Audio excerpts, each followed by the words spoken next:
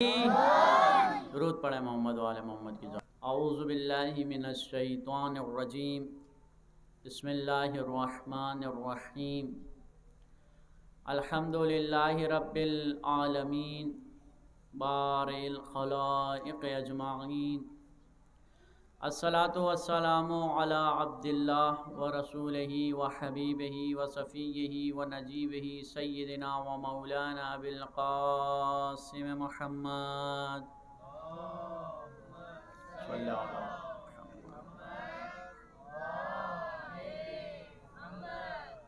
وعلی آلہ الطیبین الطاہرین المعصومین المنتجبین، اما بعد فقد قال امام حسین علیہ الصلاۃ والسلام لکم فیا اسوۃ۔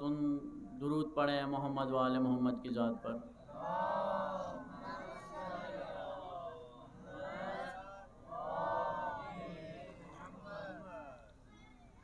لگتا ہے مومنین تھکاوٹ کا شکار ہیں، اور درود سے بھی اندازہ ہو رہا ہے کہ بہت دن بھر کے کام کیے ہوئے خستہ ہیں، لیکن مجالس عزا کے اندر جب ایک عزادار ایک مومن شرکت کرتا ہے تو ہونا یہ چاہیے کہ اس کا دل، اس کی حرارت، جس طرح رسول اللہ کا بھی فرمانا تھا کہ شہادت حسین مومن کے دل کو گرماتی ہے، اس میں حرارت پیدا کرتی ہے۔ اپنی اس حرارت کا ثبوت دیتے ہوئے بلند آواز سے درود پڑھیں محمد والے محمد کی ذات پر۔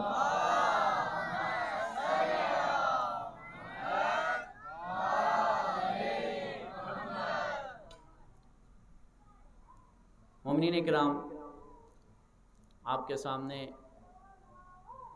جو موضوع عرض کرنے کی توفیق ہوئی ہے وہ یہی کہ کربلا، قیام کربلا، تفسیر کربلا بزبان امام حسین علیہ الصلاۃ والسلام کہ امام علیہ الصلاۃ والسلام کے کلمات نورانی کے اندر ہم دیکھیں کہ امام علیہ الصلاۃ والسلام نے قیام کربلا کیوں کیا، اور اس کی روشنی میں آج ہماری کیا ذمہ داری بنتی ہے، کیا فریضہ بنتا ہے کہ ہم کربلا کو کس نگاہ سے دیکھتے ہیں، اور امام حسین علیہ الصلاۃ والسلام نے جو کربلا برپا کی وہ کس لیے تھی۔ آپ کے سامنے ایک کلام جو امام حسین علیہ الصلاۃ والسلام نے اپنے لوگوں سے مخاطب کر کے فرمایا وہ تھا، امام نے فرمایا لکم فیا اسوۃ۔ چھوٹا سا 3 الفاظ کا ایک کلام ہے، لیکن بہت ہی جامع اور معنی اور بہت ہی خوبصورت امام کا یہ کلام ہے جو ہماری دنیا اور آخرت کی ہدایت اپنے اندر رکھتا ہے۔ امام فرما رہے ہیں کہ اے لوگو، اے میرے ساتھیوں، اے کوفیوں، اور اے امت، اے مسلمانوں، میں تمہارے لیے اسوہ ہوں۔ توجہ ہے، امام ان لوگوں کو یہ بتا رہے ہیں کہ میں تمہارے لیے اسوہ ہوں۔ اسوہ کسے کہتے ہیں؟ ہم نے یہ لفظ ہی پہلی بار سنا ہوگا، کیونکہ کربلا سے، حقیقت سے آشنائی نہ ہونے کی وجہ سے، زبان کربلا، زبان امام حسین علیہ الصلاۃ والسلام سے آشنائی نہ ہونے کی وجہ سے ہم ایسے بہت سے معارف سے دور ہیں کہ جو آج اگر ہمارے اندر ہوتے تو آج ہماری حالت کچھ اور ہوتی۔ لیکن آج ہم اپنے مولا کی زبان نہیں جانتے اور اپنے مولا کی زبان سے ناآشنا ہیں، یہ ہماری بدقسمتی ہے۔ جس طرح ایک فارسی محاورہ ہے کہ یار من ترکی و من ترکی نامی دانم، کہ میرا دوست، میرا جو ساتھی ہے وہ ترک زبان بولنے والا ہے اور مجھے ترکی نہیں آتی، لہٰذا نہ میں اپنے دوست کی کوئی بات سمجھ سکتا ہوں اور نہ ہی اس کو اپنا کوئی مدعا سمجھا سکتا ہوں، کوئی بات نہ اس کی سمجھتا ہوں اور نہ ہی کچھ سمجھا سکتا ہوں کہ میں کیا چاہتا ہوں۔ یہی آج ہماری حالت ہے کہ ہمارے مولا کی، ہمارے امام کی زبان، اللہ کی زبان عربی ہے، اور ہمیں عربی سے کوئی آشنائی نہیں ہے، ہمیں کچھ اس کے بارے میں معلوم نہیں ہے، لہٰذا ہم سرسری طور پر گزر جاتے ہیں اور نہ ہی مطالعہ کرتے ہیں اور نہ ہی ہم کبھی کتابوں کے اندر جھانکتے ہیں کہ امام حسین علیہ السلام نے جو یہ قیام کیا یہ کیوں کیا، اس کا مقصد کیا تھا، اور کیا امام علیہ السلام نے پیغام دیا، اور آج ہمارے لیے پیغام کتنی اہمیت رکھتا ہے اور کیا کچھ ہمارے لیے رکھتا ہے، اور کربلا کس طرح آج ہمیں اس معاشرے کے اندر، اس دور کے اندر جہاں ہم ہر طرف سے گمراہی اور ضلالت میں گھرے ہوئے ہیں، کس طرح اس کربلا سے نجات پا سکتے ہیں۔ بس مومنین کرام اپنے آپ کو اپنے مولا کی زبان سے مانوس کریں، اس کے قریب کریں اور نکلیں، اپنے علاقائی زبان سے نکل کر ان زبانوں تک رسائی حاصل کریں، کچھ مانوسیت حاصل کریں تاکہ پیغام کو سمجھ سکیں۔ اسوہ کہتے ہیں یعنی رول ماڈل، آسان زبان میں اگر میں کہوں اسوہ رول ماڈل کو کہتے ہیں، یعنی جس کو دیکھ کر آپ نے اپنی زندگی بنانی ہے، جس کو دیکھ کر آپ نے اپنا طرز زندگی اپنانا ہے، اس کو اسوہ کہتے ہیں، اس کو رول ماڈل کہتے ہیں، اور اس جیسی زندگی بنانا، اس چیز کو اپنانا، یہ کہلاتا ہے سیرت۔ توجہ ہے؟ میں بہت آسان لفظوں میں یہ بات آپ کے سامنے پیش کروں گا تاکہ زیادہ مشکل نہ ہو۔ اللہ تعالیٰ نے جب انسان کو خلق کیا تو انسان کو خلق کرنے کے بعد اس کو ایک مقصد دیا، ہمیں بیکار پیدا نہیں کیا۔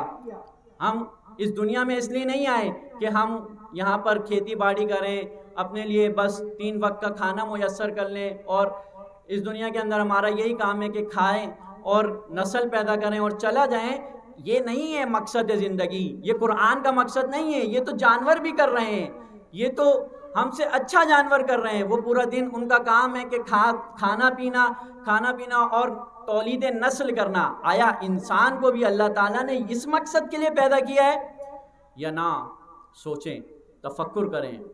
امیر المومنین علیہ السلام فرماتے ہیں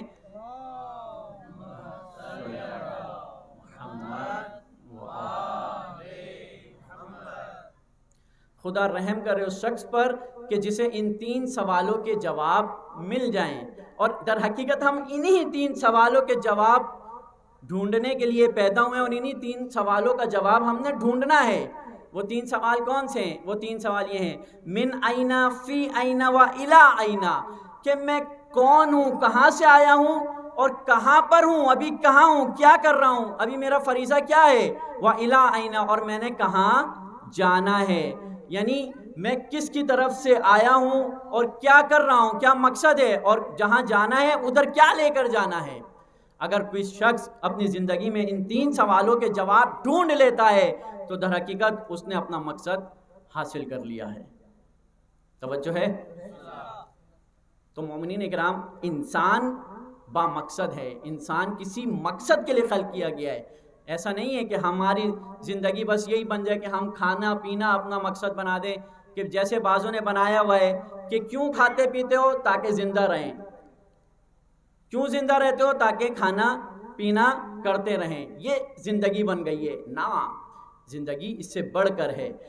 زندگی کا ایک مقصد ہے، ایک ہدف ہے۔ اللہ تعالیٰ نے انسان کو خلق کرنے کے بعد فرمایا کہ تبارک اللہ احسن الخالقین، کہ میں نے بہترین مخلوق خلق کی ہے، اور اللہ تعالیٰ نے اپنے آپ کو مبارکباد دی، اور اس مخلوق کو خلق کرنے کے بعد اس کا مقصد بھی بتایا، اور 2 راستے اس کے سامنے رکھے۔ یہ 2 راستے وہ 2 راستے ہیں جو انسان کو تمام مخلوقات سے اشرف المخلوقات بنا دیتے ہیں۔ اگر انسان اس راستے پر چلے کہ جو اللہ تعالیٰ نے اس کے لیے رکھا ہے تو یہ ملائکہ سے بھی افضل ہو جائے گا، اور اگر اس راستے پر نہ چلے تو پھر یہ جانور سے بھی پست ہو جائے گا۔ ایک اللہ نے جنت کا راستہ بنایا ہے اور ایک جہنم کا راستہ بنایا ہے، اور ہر شخص اس دنیا کے اندر، یہ نہیں ہے کہ جنت اور جہنم ہمیں بعد میں وہ ظاہر ہوگی، لیکن انسان یا ابھی جہنم کے راستے پہ چل رہا ہے یا جنت کے راستے پہ چل رہا ہے۔ انسان اگر اپنے مقصد تک، ہدف تک جا رہا ہے تو وہ در حقیقت اپنے لیے جنت بنا رہا ہے، اور جو کچھ اس دنیا میں بو رہا ہے وہ کل اس کو کاٹے گا۔ پس مومنین کرام خلاصہ کلام یہ کہ اللہ تعالیٰ نے انسان کو پیدا کیا اور پیدا کرنے کے بعد اس کا ایک مقصد رکھا، ایک ہدف رکھا، اور اس ہدف تک پہنچنے کے لیے جو احسان، جو لطف اللہ تعالیٰ نے ہم پر کیا، وہ لطف یہ تھا کہ اللہ تعالیٰ نے ہماری ہدایت کے لیے انبیاء بھیجے، کتاب اتاری، اور انبیاء کے بعد ائمہ علیہ السلام کو ہمارے لیے اسوہ بنایا، رول ماڈل بنایا، امام بنایا، پیشوا بنایا، تاکہ ہم ان کے مطابق زندگی گزار کر اپنے مقصد زندگی حاصل کر لیں۔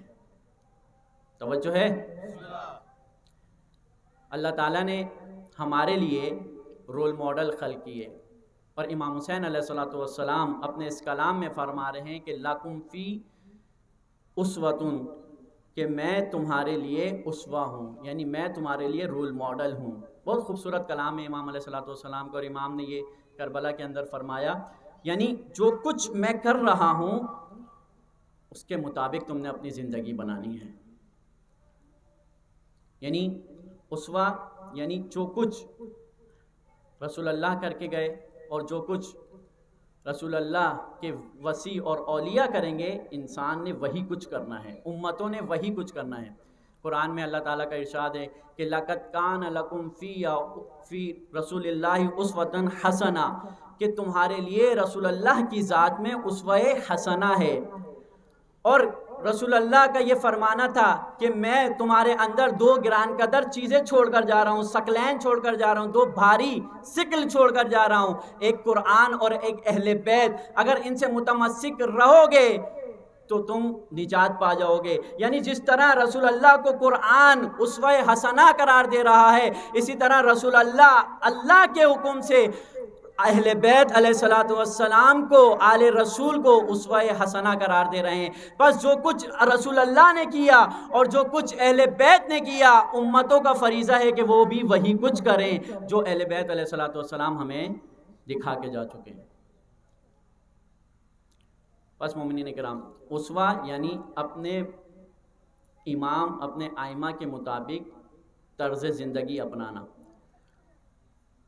ایسا نہیں ہے کہ ہم کہیں کہ ہم امام بن جائیں، نہ، اسوہ کا معنی یہ نہیں ہوتا کہ کوئی انسان ائمہ کی طرح بن جائے۔ ائمہ کی طرح، امام کی طرح کوئی نہیں بن سکتا، لیکن ان کی جیسی زندگی گزارنا ہمارا فریضہ ہے۔ سیرت اسی کو کہتے ہیں، سیرت یعنی جیسا انہوں نے کیا ہے ویسے ہی آپ نے کرنا ہے۔ اور شیعہ بھی اسی کہتے ہیں، شیعہ یعنی جیسے اونٹنی کی بچی یا اونٹنی کا بچہ اونٹ کے پیچھے قدم با قدم چلتا ہے، شیعہ یعنی جو اپنے امام کے پیچھے اس طرح قدم با قدم چلے کہ جہاں امام جا رہے ہیں وہیں پر اگر یہ شخص بھی جاتا ہے تو اس کو شیعہ نے علی بن ابی طالب کہتے ہیں۔ اور یہی تاثیر، یہی یعنی سیرت پر عمل کرنا۔ سنت اور سیرت پر عمل کرنا یہ نہیں ہے کہ جیسے رسول اللہ اگر خچر پہ بیٹھتے تھے تو ہم بھی کہیں کہ خچر پہ بیٹھنا سنت ہے، رسول اللہ اگر کوئی سبزی کھاتے تھے، ٹنڈے کھاتے تھے تو ہم بھی کہیں کہ یہ سنت ہے۔ نہ، سنت یعنی اسوہ، سیرت پر چلنا کسے کہتے ہیں؟ یعنی طرز زندگی اپنانا جیسے وہ کرتے تھے۔ مثلا رسول اللہ سواری پر بیٹھتے تھے، اس وقت کی سواری اگر خچر تھی، گھوڑا تھا، کچھ بھی تھا، اور آج کی سواری بدل گئی ہے، چینج ہو گئی ہے، آج گاڑیاں آ گئی ہیں، موٹر سائیکل آ گئی ہے۔ تو سیرت کسے کہتے ہیں؟ اسوہ کسے کہتے ہیں؟ یعنی جیسے وہ بیٹھتے تھے اس وقت کی سواری پر، وہ جیسے بیٹھتے تھے آپ نے آج کی سواری پر اس طرح بیٹھنا ہے، اس کو کہتے ہیں یعنی اسوہ پر عمل کرنا، سیرت پر عمل کرنا، اسوہ کو اپنانا، یعنی طرز زندگی اپنانا۔ رسول اللہ آج بیٹھنے کے لیے انسان چارپائی پہ بیٹھتا ہے، کرسی پہ بیٹھتا ہے، نیچے بیٹھتا ہے، رسول اللہ اس زمانے میں نیچے بیٹھتے تھے۔ نیچے بیٹھنا سیرت اپنانا نہیں ہے، نیچے بیٹھنا سنت نہیں ہے، سیرت اپنانا، اسوے پر عمل کرنا کیا ہے؟ یعنی جس طرح رسول اللہ نیچے بیٹھیں یا اوپر بیٹھیں، جو بیٹھنے کا انداز تھا اس انداز کو اپنانا در حقیقت سیرت پر عمل کرنا ہے۔ توجہ ہے؟ رسول اللہ کس طرح بیٹھتے تھے؟ تاریخ میں آپ کی سیرت میں آیا ہے کہ رسول اللہ جب بیٹھتے تھے تو ایسا لگتا تھا کانا عبدن، جیسے کوئی بندہ بیٹھا ہوا ہو، یعنی کوئی عبد خدا بیٹھا ہوا، خدا کا بندہ بیٹھا ہوا، اس طرح تواضع سے بیٹھتے تھے۔ بس کہیں بھی بیٹھے انسان اوپر بیٹھے یا نیچے بیٹھے تواضع کے ساتھ بیٹھے کہ اس کو دیکھ کر یہ معلوم ہو کہ یہ اللہ کا بندہ بیٹھا ہوا ہے، اتنے تواضع کے ساتھ بیٹھنا یہ سیرت پر عمل کرنا ہے۔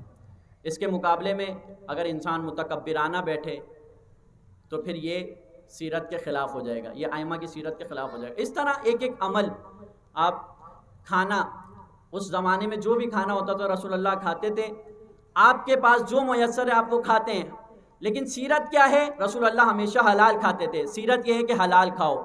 رسول اللہ کھانے میں جو انداز اپناتے تھے اس انداز کے ساتھ کھانا، یہ سیرت اپنانا ہے۔ مثلا رسول اللہ خوب چبا کے کھاتے تھے۔ سنت کیا ہے؟ سیرت کیا ہے؟ آپ چبا کے کھاؤ۔ رسول اللہ کھانے سے پہلے ہاتھ دھوتے تھے۔ سنت کیا ہے؟ سیرت کیا ہے کہ آپ ہاتھ دھو کے کھاؤ۔ توجہ ہے؟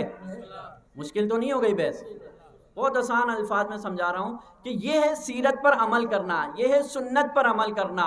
اور ہمارے لیے وہ کچھ جو ائمہ علیہ السلام اس زمانے میں کر کے گئے ہیں، آج کے زمانے میں اس کو اپنانا، اس کو رکھ کر، اس کو دیکھ کر وہی کچھ کرنا، اسی طرح کرنا، یہ ہے سیرت پر عمل کرنا۔ اب آئیں، توجہ کریں، امام حسین علیہ السلام کیا کر کے گئے؟ امام حسین علیہ السلام نے جو کچھ زندگی میں کیا وہی کچھ اگر امت کرے، وہی کچھ اگر شیعان علی ابن ابی طالب کریں تو در حقیقت امام حسین علیہ السلام کی سیرت پر عمل کر رہے ہیں اور امام کو اپنا اسوہ، اپنا رول ماڈل قرار دے رہے ہیں۔ لیکن اگر اس سے ہٹ کر اگر کچھ کرتے ہیں تو پھر اس کا مطلب ہے کہ امام کو اپنا رول ماڈل انہوں نے قرار نہیں دیا۔ بس مومنین کرام، یہ شیعہ زبان سے کہہ دینا بہت آسان ہے۔ ایک شخص امام حسین علیہ السلام کے پاس آیا اور امام جعفر صادق علیہ السلام سے بھی یہ حدیث ہے، اور کہا کہ مولا میں آپ کا شیعہ ہوں۔ توجہ گئے؟ امام نے فرمایا اتقوا اللہ، اللہ کا خوف کرو۔ تمہیں پتہ ہے تم کیا کہہ رہے ہو؟ جو دعویٰ تم کر رہے ہو اور جو تمہارا عمل ہے، اگر اس کے مطابق دیکھا جائے تو تم جھوٹ بول رہے ہو، تم بہت بڑا دعویٰ کر رہے ہو، دعویٰ بہت بڑا ہے لیکن عمل تمہارا بہت چھوٹا ہے۔ امام نے پھر اس کی اصلاح کی۔ امام نے کہا تم کہو انا محبکم، میں آپ سے محبت کرنے والا ہوں، آپ کا محب ہوں، لیکن آپ کا شیعہ نہیں ہوں۔ کیوں؟ کیونکہ شیعہ ہمارا اتنا آسان نہیں ہے بننا۔ شیعہ بننے کے لیے اس عمل تک جانا ضروری ہے جو عمل ہم نے تمہیں بتایا ہے۔ بہت سے لوگ آ کر دعویٰ کرتے تھے کہ ہم مولا آپ کے شیعہ ہیں، لیکن عمل سے بتاؤ کہ تم شیعہ ہو یا نہیں ہو۔ ایک اشکال ہم پر یہ کیا جاتا ہے کہ جو فرقہ واریت ذہنیت رکھتے ہیں وہ کرتے ہیں، ورنہ اور کوئی نہیں کرتا، کہ کربلا میں کوفہ میں شیعہ تھے، شیعوں نے امام حسین علیہ السلام کو خط لکھا۔ توجہ ہے؟ امام کو خط لکھا اور خط لکھ کر بلایا اور بے وفائی کی اور امام کو کیا کر دیا؟ شہید کر دیا۔ اور اس کا عذاب ہے جس وجہ سے یہ اپنے آپ کو پیٹتے ہیں، ماتم کرتے ہیں۔ یہ یعنی ایک طنز کیا جاتا ہے۔ تو مومنین کرام ان کو یہ جواب دیں، امام کو بلانے والا شیعہ نہیں ہوتا۔ شیعہ کہتے کسے ہیں؟ شیعہ وہ ہوتا ہے جو جہاں امام جائے وہاں وہی چلے جائے، جہاں امام نہ جائے وہ وہاں نہ جائے، اس کو شیعہ کہتے ہیں۔ بس شیعہ کی اس تعریف سے ہمیں معلوم ہوا کہ اس زمانے میں امام کے محب تو بہت تھے، محبت کرنے والے تو بہت تھے، لیکن شیعہ صرف 72 تھے۔ شیعہ وہی تھے جو امام کے ساتھ کربلا میں آ گئے اور شہید ہو گئے، وہ شیعہ تھے، اور ہم ان کا سوگ مناتے ہیں، اور ہم بھی ان کی سیرت پر چلتے ہوئے اپنے آپ کو شیعان علی ابن ابی طالب میں شمار کرتے ہیں۔ توجہ ہے؟ بہت مشکل ہے عزیزان، ہم اپنے آپ کو شیعہ کہہ لینا اتنا آسان نہیں ہے، یہ دعویٰ بہت بڑا ہے۔ امیر المومنین کو اگر امیر مانا ہے تو پھر ذمہ داریاں بھی بہت سر پہ آ جاتی ہیں۔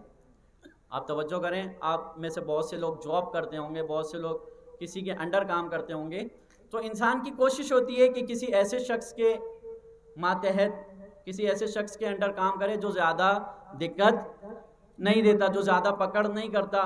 مثلا مزدور ہے، ایسے ٹھیکیدار یا مستری کے نیچے رہنا زیادہ پسند کرتا ہے جو زیادہ کام نہ کروائے، جو خود بھی سوئے ہمیں بھی سونے دے، جو خود بھی کم کام کرے ہم سے بھی کم کام لے اور ہم پہ کم نگاہ رکھے۔ ہماری یہ عادت ہے، ہم کامچور ہوتے ہیں جن کے اندر کام چوری کی عادت ہوتی ہے، وہ یہ کوشش کرتے ہیں کہ ہم ایسے شخص کے تحت رہیں جو سختی نہ کرے، جو ہمارے اوپر زیادہ نگاہ نہ رکھے۔ لیکن مومنین کرام، ہم نے یہ کام زندگی میں تو کرتے ہیں، لیکن دین میں ہم نے یہ کام بہت مشکل کر لیا ہے۔ وہ اس طرح کہ ہم نے جس امام کو اپنا امام چنا ہے، باقیوں کے لیے مشکل نہیں ہے لیکن ہمارے لیے مشکل ہے۔ کیوں؟ کیونکہ جس کو ہم نے اپنا امام چنا ہے وہ ایک لہجے کے لیے بھی غفلت برتنے والا امام نہیں ہے، وہ تمہارے ایک ایک عمل سے آگاہ ہے، اور تم سے سب وہی چاہتا ہے جو امام کو اللہ نے جو ذمہ داری لگائی ہے وہی ہم سے وہ کروانا چاہتے ہیں۔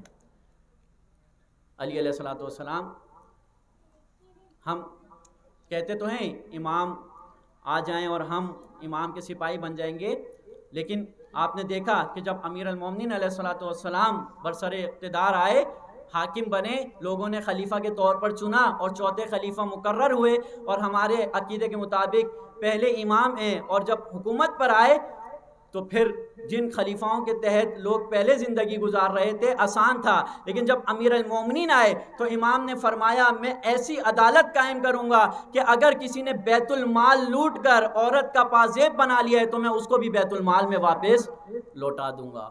اور پھر لوگوں کو یہ عدالت برداشت نہیں ہوئی۔ جب امام حکمران بنے تو اس وقت کے ایک بہت بڑے صحابہ نے یہ تجزیہ کر دیا، جیسے کوئی حکمران بنتا ہے، حاکم بنتا ہے تو لوگ مختلف تجزیے کر دیتے ہیں، یہ حکومت اتنی چلے گی، یہ نہیں چلے گی، اس حکومت کے پاس تجربہ ہے، اس کے پاس تجربہ نہیں ہے، یہ روزمرہ کی ہمارا معمولات ہیں۔ اسی طرح جب امیر المومنین حاکم بنے تو رسول اللہ کے ایک بڑے صحابی انہوں نے یہ تجزیہ کیا کہ یہ حکومت زیادہ چلنے والی نہیں ہے۔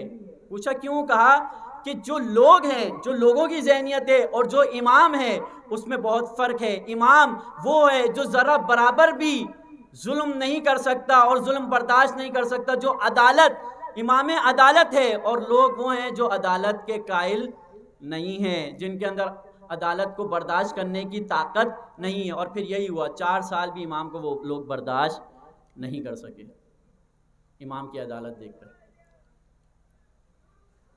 توجہ ہے؟ امام، اور بہت سے لوگ تھے جو امام سے روٹ کر، امام کی عدالت سے روٹ کر، اپنے آپ کو شیعہ کہتے تھے، امام کا شیعہ کہتے تھے، امام کی حمایت کرتے تھے، لیکن جب امام کی عدالت دیکھی تو امام سے روٹ کر امام کے مخالف گروہ میں، امیر شام کے گروہ میں جا ملے۔ ایک شخص روزے کی حالت میں پکڑا گیا شراب پیتے ہوئے، تو امیر المومنین علیہ الصلوۃ والسلام کا بہت حمایت یافتہ تھا اور امام کے لیے شعر کہتا تھا، شاعر تھا۔ جیسے آج بہت امام کے نام پر دم بھرنے والے ذاکر ہوتے ہیں، شاعر ہوتے ہیں، تو وہ بھی بہت امام کا نام لینے والا شاعر تھا اور امام کا چاہنے والا، اور امام کے لیے شعر کہتا تھا۔ تو جب پکڑا گیا نشہ کرتے ہوئے تو امام علیہ الصلوۃ والسلام تو کسی نشے کو نہیں چھوڑتے، اور خصوصاً جو امام کا ماننے والا ہو اور پھر نشہ کر رہا ہو، توجہ ہے، تو امام اس کو برداشت نہیں کرتے، امام اس کو پسند ہی نہیں کرتے نشئی کو۔ اور اس کو جب پکڑا گیا تو اس کے خاندان والوں نے امام حسن علیہ الصلوۃ والسلام کے پاس آیا اور کہا کہ امام آپ تھوڑا بیچ میں صلح کروا دیں اور اس کی سزا کم کروا دیں۔ تو امام حسن علیہ الصلوۃ والسلام نے فرمایا معاملہ جس کے پاس ہے وہ بہتر فیصلہ کرے گا۔ اور پھر انہوں نے کوشش کی، پہلے وہ سمجھے کہ شاید کم سزا ہوگی کیونکہ ہمارے انہی کی پارٹی کے ہیں، لیکن امام علیہ الصلوۃ والسلام نے اپنے غلام قنبر کو کہا کہ جاؤ کوڑے لے کر آؤ، میں اس کو خود کوڑے لگاؤں گا۔ اور جب امام علیہ الصلوۃ والسلام نے اس کے اوپر عدالت جاری کی، حد جاری کی اور عدالت قائم کی، تو پھر وہ اپنے قبیلے سمیت کوفہ سے نکلا اور شام میں جا کر امیر شام کے دسترخوان پہ بیٹھ گیا، کہا کہ مجھ سے یہ مولا برداشت نہیں ہوئے۔ اور اس طرح بہت سارے واقعات ہیں جو امام علیہ الصلوۃ والسلام کو چھوڑ کر، امام کی عدالت کو دیکھ کر امام سے دور ہو گئے۔ جب امام علیہ الصلوۃ والسلام خلیفہ بنے، حکومت میں آئے، تو 2 رسول اللہ کے صحابی طلحہ اور زبیر جنہوں نے بہت امام علیہ الصلوۃ والسلام کی حکومت کے لیے کردار ادا کیا تھا، اہل سنت اور شیعہ دونوں کتابوں میں یہ موجود ہے، تو پھر وہ یہ سمجھ رہے تھے کہ امام ہمیں بھی حکومت دیں گے کوفہ اور بصرہ کی۔ تو وہ امام کے پاس آئے، امام سے وقت مانگا۔ اس وقت امام علیہ الصلوۃ والسلام کام کر رہے تھے اور بیت المال کا کچھ کام کر رہے تھے۔ تو جب امام فارغ ہوئے تو امام نے جو چراغ جل رہا تھا اس کو بجھا دیا. توجہ کریے گا. بجھانے کے بعد اپنے غلام کو کہا, کمبر کو کہا کہ جاؤ دوسرا چراغ لے آؤ میرے گھر سے. تو جب وہ دوسرا چراغ لے کر آیا تو جو دو صحابی بیٹھے ہوئے تھے انہوں نے پوچھا, مولا چراغ تو روشنی ہے, اس سے بھی روشنی ہوگی, اس سے بھی روشنی ہوگی, تو وہ بجھا کر یہ جلانے کا کیا مقصد ہے؟ کہا کہ ابھی تک جو میں کام کر رہا تھا وہ میں بیت المال کا حساب کر رہا تھا, لہٰذا بیت المال کے تیل سے جلنے والا چراغ میں جلا رہا تھا, لیکن اب آپ آئے ہو اور میری اور آپ کی کوئی ذاتی بات شروع ہوگی, لہٰذا میں نہیں چاہتا کہ اپنے ذاتی کام کے لیے, ذاتی بات کے لیے میں بیت المال کا چراغ جلاؤں. تو وہ سمجھ گئے کہ یہ جو ایک چراغ کا تیل, ایک چراغ بھی اضافی جلانے کے لیے تیار نہیں ہے, عدالت اتنی سخت ہے, تو وہ کہاں ہماری خواہش کے مطابق ہمیں کوفہ اور بصرہ کی حکومت دیں گے. امام نے فرمایا کہاں, کہو کیا بات ہے؟ کہا نہیں مولا ہمیں جواب مل گیا ہے. توجہ ہے. اور امام کو وہ سمجھ گئے اور امام کو چھوڑ کر وہاں سے مکہ روانہ ہو گئے. امام نے پوچھا کہاں جا رہے ہو؟ کہا کہ ہم ابھی حج کے لیے جا رہے ہیں. امام نے کہا کہ مجھے معلوم ہے کہ تم کس حج کے لیے جا رہے ہو. اور پھر اس کے بعد جنگ جمل کا لشکر بنا کے لائے اور جو جنگ ہوئی وہ آپ کو معلوم ہے قصہ. توجہ کریں, امام علیہ الصلوۃ والسلام جب عدالت قائم کی تو وہ لوگ امام کی عدالت کو برداشت نہیں کر سکے. بس مومنین کرام, اپنے آپ کو شیعہ کہہ دینا, شیعہ کا دعویٰ کر دینا آسان ہے, لیکن اگر ہم اپنے آپ کو تیار نہ کریں, اپنے آپ کو آمادہ نہ کریں, امام کے عمل کے مطابق اپنا عمل نہ بنائیں, تو کل جب امام زمانہ عجل اللہ تعالی فرجہ شریف ظہور کریں گے تو ہم میں سے بہت سے لوگ ایسے ہوں گے جو امام کی عدالت دیکھ کر, امام کا طرز زندگی دیکھ کر امام کے لشکر میں شامل ہونے سے انکار کر دیں گے, خدا نخواستہ. لہٰذا ضرورت اس بات کی کہ اپنے آپ کو آمادہ کریں, تیار کریں اپنے امام کے لیے. اور تیار کرنے کا طریقہ کیا ہے؟ اور تیار ہونے کا طریقہ یہ ہے کہ اپنا عمل, اپنا کردار اپنے امام کے مطابق بناؤ. اور امام حسین علیہ السلام فرما رہے ہیں کہ لکم فی اسوۃ, میں تمہارے لیے اسوہ ہوں. امام ہمارے لیے رول ماڈل ہے, طرز زندگی ہم نے اپنی امام کے مطابق بنانی ہے. امام کی سیرت کیا تھی؟ امام کی سیرت یہ تھی کہ جب یزید جیسا حکمران برسر اقتدار آ جائے تو لوگوں کے اوپر واجب ہو جاتا ہے کہ آواز اٹھائیں اور اس یزید کا خاتمہ کریں, قیام کریں. آج بھی اگر کوئی گروہ, کوئی قوم, کوئی علاقے والے اگر اپنے امام کے طرز زندگی کے مطابق اپنا طرز زندگی بنا لیں تو آج بھی ہم امام کے مطابق یزید کا خاتمہ کر سکتے ہیں اور اپنے آپ کو امام حسین علیہ السلام کے ساتھ امام کے لشکر میں کھڑا کر سکتے ہیں, اگر شرط یہ ہے کہ امام کے مطابق اپنا طرز زندگی بنا لیں. توجہ ہے. بس مومنین کرام, یہ عزاداری میں نے جیسے کل بھی ذکر کیا تھا, یہ اپنے آپ کو آمادہ کرنے کے لیے, اپنے آپ کو تیار کرنے کے لیے کہ ہم عزاداری کے اندر آئیں. تو کیا سیکھیں ہم عزاداری کے اندر؟ سیرت امام حسین علیہ السلام کو سیکھیں. ایسی عزاداری جو انسان کو اپنے امام کا پیروکار, اپنے امام کا حقیقی شیعہ, اپنے امام کے مطابق عمل کرنے والا نہ بنائے, تو پھر ایسی عزاداری کا کوئی فائدہ نہیں ہے. اگر ہم امام حسین علیہ السلام کی سیرت پر چلنے کے قابل نہیں ہو جاتے. امام کی سیرت پر چلنے والے کون تھے؟ امام کی سیرت پر چلنے والے وہ 72 اصحاب تھے. ویسے تاریخ میں 72 سے زیادہ ان اصحاب کا ذکر ہے, 100 کے قریب ہیں, لیکن یہ جو چند تھوڑے سے اصحاب تھے یہ امام کی سیرت پر انہوں نے چلا, امام کے قدم با قدم چلے اور اپنے آپ کو کامیاب بنا لیا. باقی کون تھے؟ باقی محبت کا دعویٰ کرنے والے تھے. توجہ ہے. محبت کا دعویٰ کرنا آسان ہے, لیکن اپنے امام کے مطابق اپنے آپ کو بنا لینا, اپنے امام کی معرفت حاصل کر لینا بہت مشکل کام ہے.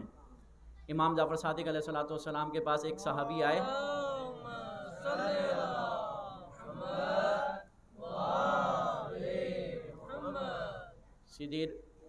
صدیر سوروفی ان کا نام تھا, اور اس وقت بنو امیہ اور بنو عباس کی بہت زیادہ چپکلش چل رہی تھی اور ان کی جنگ چل رہی تھی. تو اس صحابی نے آ کر کہا کہ مولا آپ قیام کیوں نہیں کرتے؟ اتنے سارے لوگ آمادہ ہیں, آپ کے شیعہ آمادہ ہیں, خراسان پورا آمادہ ہے, آپ قیام کریں, آپ حکم دیں, ہم آپ کے حکم کے مطابق یہ حق کی حکومت جو اللہ تعالیٰ نے آپ کے لیے بنایا تھا، ہم یہ حق واپس لے لیں گے، آپ کیوں نہیں قیام کرتے؟ امام علیہ الصلوۃ والسلام نے اس شخص کا سوال سنا، جذبات میں تو کہہ رہا تھا اتنے امام آپ کے چاہنے والے، کروڑوں کی تعداد میں آپ کے چاہنے والے، لہٰذا بنو امیہ اور بنو عباس کی کیوں حکومت چلے؟ ائمہ کی امامت جس کے لیے ائمہ علیہ الصلوۃ والسلام آئے ہیں ہماری ہدایت کے لیے اور حکومت کے لیے، آپ کی اطاعت ہو۔ تو امام علیہ الصلوۃ والسلام نے اپنے جو غلام تھا اس کو کہا کہ جاؤ یہ تندور جلا دو۔ جب تندور گرم ہو گیا، توجہ ہے، تو امام علیہ الصلوۃ والسلام نے اپنے اس صحابی سے کہا کہ جاؤ اس تندور کے اندر چھلانگ لگا لو۔ ڈر گیا، چہرہ سرخ ہو گیا اور حواس اڑ گئے کہ وہ امام جو جہنم کی آگ سے، جو دنیا کی آگ سے نجات دینے کے لیے آئے، وہ مجھے حکم دے رہے ہیں کہ جاؤ آگ میں بیٹھ جاؤ، اور پریشان ہو گیا۔ اتنے میں امام کے ایک اور صحابی تشریف لائے اور امام کو سلام کیا، السلام علیکم۔ امام نے جواب دیا وعلیکم السلام، اور امام نے بغیر کوئی دوسری بات کیے کہا اپنے اس صحابی کو کہ ادخل، کہ جاؤ اس تندور کے اندر بیٹھ جاؤ۔ تو اس نے کوئی دوسرا سوال نہیں کیا کہ مولا کیوں بیٹھ جاؤں، کیا بات ہو رہی ہے، کیا ہے، کیوں مجھے جلانا چاہتے ہیں۔ وہ گیا سیدھا اور اس تندور کے اندر بیٹھ گیا۔ پھر امام علیہ الصلوۃ والسلام اپنے اسی صحابی سے مخاطب ہوئے اور کہا کہ آپ کچھ کہہ رہے تھے، لیکن وہ صحابی ڈرا ہوا اور اس کے پسینے چھوٹ رہے تھے کہ یہ کیا کیا امام نے، ایک شخص کو بے جرم و خطا جو ہے وہ تندور میں جلا دیا۔ تو امام علیہ الصلوۃ والسلام نے کہا کہ جاؤ تندور کھول کے دیکھو، اور وہ گیا۔ جب تندور اس نے ڈھکن ہٹایا تو دیکھا کہ امام کے وہ صحابی تندور کے اندر اسی طرح بیٹھے ہوئے تھے جیسے حضرت ابراہیم کے لیے آگ گلزار بن گئی تھی، وہ بھی اسی طرح بیٹھے ہوئے اور قرآن کی تلاوت کر رہے تھے۔ امام علیہ الصلوۃ والسلام نے اپنے اس صحابی سے پوچھا بتاؤ اس جتنے کتنے ہیں تمہارے علاقے میں جن کی بدولت میں قیام کروں؟ کہا کہ مولا ایک بھی نہیں ہے، اس جیسا ایک بھی نہیں ہے۔ حالانکہ امام جعفر صادق علیہ الصلوۃ والسلام کے 4000 شاگرد جو امام سے درس حاصل کرتے تھے اور جنہوں نے امام سے درس حاصل کر کے اپنے اپنے مکتب بنائے، اہل سنت کے بڑے فقہا جنہوں نے بعد میں فقہ تشکیل دی اور اس سے مکتب بنے، مالکی، حنفی، شافی، اور یہ جو مکتب بنے یہ امام کے شاگردوں میں سے تھے، اور اسی طرح بہت سارے بڑے بڑے شاگرد تھے امام کے، لیکن وہ امام کی معرفت نہیں رکھتے تھے، امام کے حقیقی شیعہ نہیں تھے، امام کو امام کی حیثیت سے نہیں پہچانتے تھے، لہذا امام اس قابل نہیں تھے کہ جن کی بدولت قیام کیا جا سکے اور اپنا حق لیا جا سکے۔ یہی واقعہ ایک اور بھی اسی طرح ملتا ہے کہ ایک شخص نے امام کے صحابی نے کہا کہ مولا آپ قیام کریں، تو امام نے اس کی بات کا جواب نہیں دیا، اور پھر امام ایک سفر میں اس کو اپنے ساتھ لے کر چل دیے۔ تو ایک جگہ پر پہنچے، امام نے وضو کرنے کے لیے اترے تو دیکھا وہاں کا پانی سیم والا پانی ہے، اور امام نے کہا اس سے وضو نہیں ہوتا، کراہت ہے، اور امام واپس بیٹھ گئے اور آگے گئے۔ پھر ایک جگہ کنواں آیا، امام وہاں پر اترے اور پانی سے وضو کیا، تو ساتھ وہیں پر چند بھیڑیں بیٹھی ہوئی بھیڑیں چر رہی تھیں۔ تو امام علیہ الصلوۃ والسلام نے اپنے اس صحابی سے کہا کہ تم نے مجھ سے پوچھا تھا کچھ؟ اس نے کہا کہ جی مولا۔ کہا کہ میں نے پوچھا تھا کہ لوگ آپ کیوں نہیں قیام کرتے، اتنے سارے شیعہ موجود ہیں، اتنے شاگرد موجود ہیں۔ تو امام علیہ الصلوۃ والسلام نے ان بھیڑوں کی طرف اشارہ کر کے فرمایا کہ اگر میرے پاس اتنے بھی میرے شیعہ ہوتے، میرے ماننے والے ہوتے، میرے حقیقی پیروکار ہوتے تو میں قیام کرتا اور اپنا یہ حق واپس لے لیتا۔ تو وہ صحابی اس نے وہ گنے تو کہا کہ یہ بھیڑ کے بچے تھے جو 17 بھی نہیں تھے، یعنی 17 بھی امام کے پاس یہ شیعہ نہیں تھے۔ بس مومنین کرام، شیعہ ایک بہت ہی سنگین ذمہ داری کا نام ہے۔ یعنی شیعہ کسے کہتے ہیں؟ شیعہ یعنی جو اپنے امام کے مطابق اپنا کردار بنا لے۔ کربلائی کون ہے، حسینی کون ہے؟ جو کچھ امام حسین علیہ الصلوۃ والسلام نے کیا ہے، پہلے اس کو سمجھو اور سمجھنے کے بعد اس کو عملی نقشہ پہناؤ، اور جب تم اس کو اپنے عملی نقشہ پہناؤ گے تو پھر وہی صورتحال بنے گی جو امام حسین علیہ الصلوۃ والسلام کے زمانے میں بنی تھی۔ اور وہ صورتحال کیا ہے؟ وہ یہ ہے کہ تم جب اپنے زمانے کے یزید سے پنجہ آزمائی کرو گے تو پھر یہ یزید تم سے ٹکرائے گا، اور اگر تم کربلا کے راستے پہ چلو گے تو پھر کوئی بھی زمانے کا یزید تمہیں شکست نہیں دے پائے گا اگر کربلا کے راستے کو ہم اپنا لیں۔ امام خمینی کی یہی فضیلت تھی۔ امام خمینی نے کیا کیا؟ امام خمینی نے کربلا کے راستے کو اپنا لیا۔ توجہ ہے؟ امام خمینی جنہوں نے اتنا بڑا انقلاب برپا کیا اور 2500 سالہ شاہی حکومت کا خاتمہ کیا، 2500 سالہ شاہی حکومت کا خاتمہ کرنے کے بعد امام نے کیا فرمایا؟ امام خمینی نے فرمایا ما ہر چے داریم السید الشہداء داریم۔ آج ہمارے پاس جو کچھ بھی ہے، آج ہمارے پاس یہ نظام ہے، حکومت ہے، اور ہمارے پاس سب کچھ ہے، طاقت ہے، اور یہ سب کچھ کس کے صدقے ہے؟ یہ سب کچھ سید الشہداء کے صدقے میں ہمیں ملا ہے۔ ایک ہم کہتے ہیں ہمیں لنگر مل گیا ہے، عزاداری میں گئے ہمیں لنگر مل گیا ہے۔ ہمارے پاس کیا ہے؟ امام خمینی جن کے پاس سب کچھ ہے، ایک حکومت قائم کی، ایک نظام قائم کیا، ایک سسٹم قائم کیا، اور یہ سب قائم کرنے کے بعد امام خمینی نے فرمایا کہ یہ سب کچھ سید الشہداء کے وسیلے سے ہے، یہ سب کچھ ہم نے عزاداری سے لیا ہے، یہ سب کچھ ہم نے کربلا سے لیا ہے۔ اس راستے پہ چلے ہیں، قربانی دی ہے، اور اس کا نتیجہ یہ ہوا کہ آج ہم سر بلند ہو گئے، آج ہم نے عزت پالی، اور آج آپ دیکھیں تمام دنیا میں مسلمان موجود ہیں اور ذلت اور خواری کا شکار ہو رہے ہیں، لیکن آج کے یزید کے خلاف، آج کے طاغوت کے خلاف، آج کے یزید یعنی امریکہ اور اسرائیل اسلام دشمن کے خلاف اگر کوئی آنکھوں میں آنکھیں ڈال کر بات کر سکتا ہے تو وہ وہی ملک ہے جس نے کربلا کا راستہ اپنا لیا ہے۔ توجہ ہے؟ یہ آزاد ہے، یہ آزادی کا راستہ ہے۔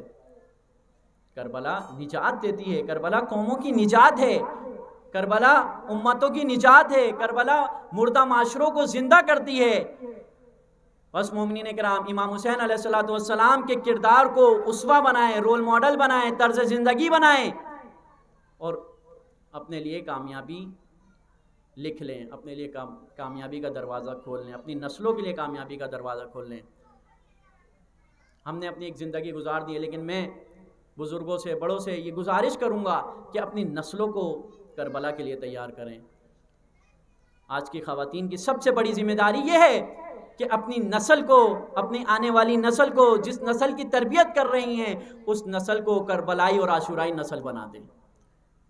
یہی ہماری بقا ہے۔ بس مومنین کرام، عزاداری فقط رسومات کا نام نہیں ہے، فقط رونے کا نام نہیں ہے، بلکہ عزاداری ایسا رونا ہے، ایسا احتجاج ہے کہ جس کے ذریعے سے وقت کے یزید کا خاتمہ کیا جا سکے۔ اور کربلا کا ہر کردار ہمارے لیے اسوہ ہے، ہمارے لیے رول ماڈل ہے۔ کربلا کی خواتین بھی ہمارے لیے رول ماڈل ہیں، ہمارے لیے اسوہ ہیں، ہمارے لیے طرز زندگی ہیں، اس کے مطابق ہم نے اپنی زندگی بنانی ہے۔ اور جن لوگوں نے کربلا کے اندر منفی کردار ادا کیا، وہ سب ہمارے لیے عبرت ہیں، ان سے ہم نے عبرت حاصل کرنی ہے کہ ایسے ایسے لوگ جو امام کی معرفت رکھتے تھے، امام کو پتہ تھا کہ امام نواسہ رسول ہیں، لیکن جاننے کے باوجود بھی لالچ، دنیا داری، دنیا پرستی نے ان کو اپنے امام سے دور کر دیا۔ کیا عمر سعد کو معلوم نہیں تھا کہ امام کون ہے؟ لیکن شہر رے کی حکومت کی لالچ نے، امام نے فرمایا بھی کہ تم اس کی گندم بھی نہیں چکھ سکو گے، لیکن اس لالچ نے اس کو اپنے امام کا قاتل بنا دیا۔ معرفت نہیں تھی نا، اپنے امام کی معرفت نہیں تھی، اپنے امام کو پہچانتا نہیں تھا، اپنے امام کا ادب نہیں تھا۔ لیکن وہ لوگ جنہیں اپنے امام کا ادب تھا، معرفت تھی، اگرچہ دشمن کے لشکر میں تھے، لیکن جب وقت آیا، معرفت اپنے امام کو جب دیکھ لیا، قریب سے پہچان لیا، تو فوراً اپنے امام کے لشکر میں آ گئے۔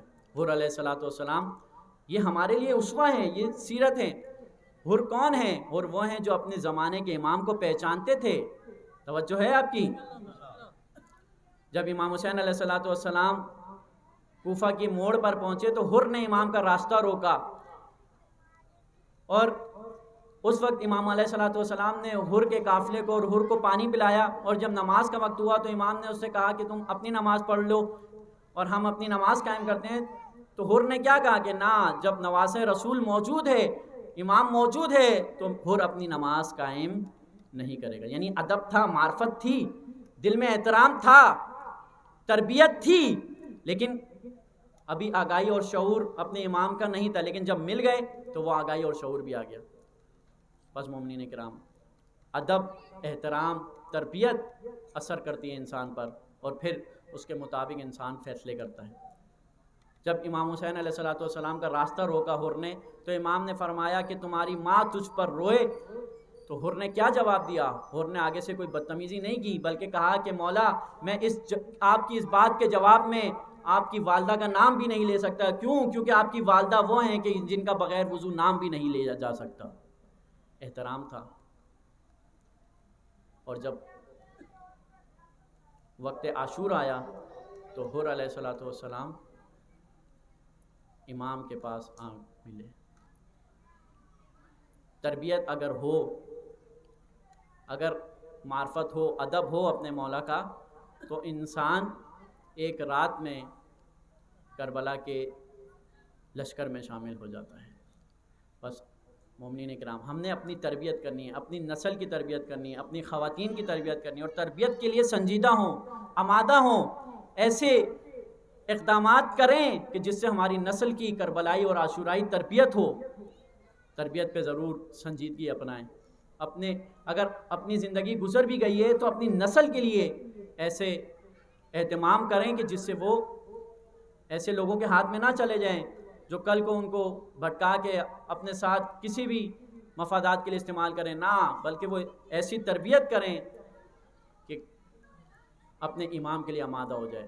اور تربیت میں سب سے بڑا نقطہ یہ ہے کہ اپنے ائمہ علیہ السلام کی سیرت کے مطابق اپنی زندگی بسر کرو، ان کو اپنا رول ماڈل اور اسوہ بناؤ۔ بس مومنین کرام، آج والدین کو امام حسین علیہ السلام کو اپنا اسوہ بنانے کی ضرورت ہے۔ اور وہ کیا اسوہ ہے؟ وہ یہ کہ جوان بیٹا شہادت کی اجازت طلب کرنے آیا ہے، اور امام حسین علیہ السلام اپنے جوان بیٹے علی اکبر کو دیکھ کر راہ خدا میں پیش کرنے کے لیے کیا کہتے ہیں؟ امام فرماتے ہیں، علی اکبر میں تو کب سے انتظار کر رہا تھا کہ میرا اکبر کب آتا ہے اور میں اسے راہ خدا میں پیش کرتا ہوں۔ عزادارو، 5 محرم آ گئی ہے، اور جس طرح عاشور قریب آتی جا رہی ہے، مومنین کے دل سوگ میں ڈوبتے جا رہے ہیں، اور اس عاشور میں جو سب سے بڑا زخم امام حسین علیہ السلام پہ لگا وہ جوان بیٹے کی شہادت تھی۔ علی اکبر اجازت طلب کرنے آئے، امام نے کہا کہ بیٹا اجازت ہے، لیکن پہلے اپنی پھوپھی اور بیویوں سے اجازت لے لو۔ جب علی اکبر خیمے میں داخل ہوئے تو جناب زینب نے علی اکبر کے چہرے سے پڑھ لیا کہ علی اکبر کو شہادت کی بشارت مل گئی ہے۔ بی بی نے تمام بیویوں کو اکٹھا کیا اور علی اکبر کے گرد دائرہ بنایا اور کہا کہ بیویوں، شبیہ رسول کو آخری بار رو لو، اب شبیہ رسول بھی ہم میں نہیں رہیں گے۔ پس عزادارو، اس طرح علی اکبر بیویوں سے رخصت ہوئے، اور پھر امام حسین علیہ السلام نے کہا کہ میں علی اکبر کو خود میدان کربلا میں بھیجوں گا۔ ویسے جب جنگ شروع ہوئی تھی تو طریقہ یہ چل رہا تھا کہ حضرت عباس جب کوئی جنگجو جنگ پہ جاتا تو حضرت عباس اسے تیار کرتے، تلوار دیتے، کوٹ پہناتے، زرہ پہناتے، اور جب وہ جنگ کرتے کرتے وہ مجاہد شہید ہو جاتا تو امام حسین اس کا جنازہ اٹھا کر گنج شہداء میں لے آتے۔ لیکن جب علی اکبر کی باری آئی تو امام حسین کا صبر دیکھیں، امام نے فرمایا میں اپنے جوان کو خود تیار کروں گا، اور کس طرح تیار کیا؟ علی اکبر کو عمامہ پہناتے ہیں اور ساتھ پیشانی چومتے ہیں، تلوار تھماتے ہیں، ساتھ ہاتھ چومتے ہیں، اور علی اکبر کو جب روانہ کرنے لگے تو گھوڑے کی لگام پکڑ لی۔ علی اکبر کہتے ہیں بابا جان، یہ کام تو میں کیا کرتا تھا جب آپ کہیں جایا کرتے تھے تو علی اکبر آپ کو سوار کیا کرتے تھے۔ امام فرماتے ہیں علی اکبر آج میں شبیہ رسول کو خود سوار کروں گا۔ پس عزادارو علی اکبر جنگ کے لیے روانہ ہوتے ہیں، چند قدم امام حسین بھی علی اکبر کے پیچھے چلنا شروع کرتے ہیں۔ اکبر کہتے ہیں بابا کیا رہا نہیں جاتا، کیا جوان بیٹے کی شہادت دیکھی نہیں جاتی؟ کہا کہ بیٹا میں چاہتا ہوں کہ آخری بار شبیہ رسول کو جی بھر کے دیکھ لوں، بس اس وجہ سے تیرے پیچھے آ رہا ہوں۔ بس عزادارو علی اکبر لڑنا شروع کرتے ہیں، آواز آ رہی ہے اللہ اکبر اللہ اکبر، کہ ایک بار ایک لعین ایک برچھی کا وار کرتا ہے کہ علی اکبر زین سے زمین پر آتے ہیں، آواز دیتے ہیں الیہ الیہ یا بتا، بابا جان مدد کو آئیے۔ بس عزادارو نہ جانے کس طرح امام نے اپنے آپ کو علی اکبر تک پہنچایا۔ جب دیکھا کہ علی اکبر زمین پر گرے ہوئے ہیں، علی اکبر کو فوراً اٹھایا، خون صاف کیا۔ اکبر کہتے ہیں بابا جان جب میں نے آپ کو آواز دی تو میں غشی کی حالت میں نے دیکھا کہ میرے خواب میں ماں زہرا دادی زہرا آئی ہیں، دادا علی آئے ہیں، نانا رسول آئے ہیں، اور وہ سب یہی پیغام دے رہے ہیں کہ میرے حسین کو کہو حسین صبح سے لاشیں اٹھا کے تھک گئے ہو، اب جلد ہمارے پاس آ جاؤ۔ ولعنت اللہ علی القوم الظالمین۔ خداوند تعالیٰ سے دعا ہے کہ ہماری اس قلیل سی عبادت کو قبول فرما۔ یا اللہ ہمارے گناہان کبیرہ اور صغیرہ کو معاف فرما۔ یا اللہ جتنے بھی مومنین بیمار ہیں، بیمار کربلا کے صدقے میں انہیں شفا یابی عطا فرما۔ یا اللہ جتنے بھی مومنین تنگ دست ہیں ان کی تنگ دستی کو دور فرما۔ یا اللہ جتنے بھی مومنین پریشان حال ہیں خصوصاً سیلاب زدگان ان سب کی مدد فرما۔ یا اللہ اپنی خزانہ غیبیہ سے جتنے بھی مومنین پریشانی میں اور تنگ دستی کا شکار ہو چکے ہیں ان کی مدد فرما۔ یا اللہ رہبر معظم سید علی خامنہئی کا سایہ دراز فرما، سید مقام سید حسن نصر اللہ کی حفاظت فرما، تمام علماء حقہ کا سایہ دراز فرما۔ یا اللہ ہمیں حقیقی معنوں میں مقصد امام حسین کو سمجھنے اور اس پر چلنے کی توفیق عطا فرما۔ یا اللہ اپنی آخری حجت کا جلد سے جلد ظہور فرما، ہمیں ان کے انصار میں شامل فرما۔ ماتم حسین۔